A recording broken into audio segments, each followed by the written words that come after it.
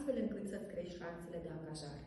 Sunt Andreea Dumitrescu, recruitment manager la BIA Human Capital Solutions, iar în experiența mea în recrutare îți pot spune că în 2026 câteva aspecte fac diferența între un candidat bun și unul memorabil.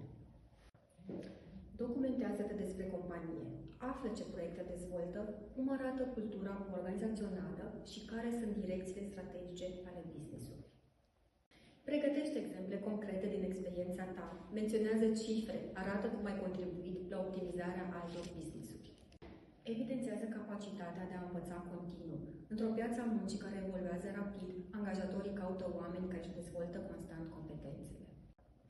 Adresează întrebări relevante despre rol și echipă. Interviul este și ocazia ta de a înțelege cum vei contribui și cum vei evolua în companie.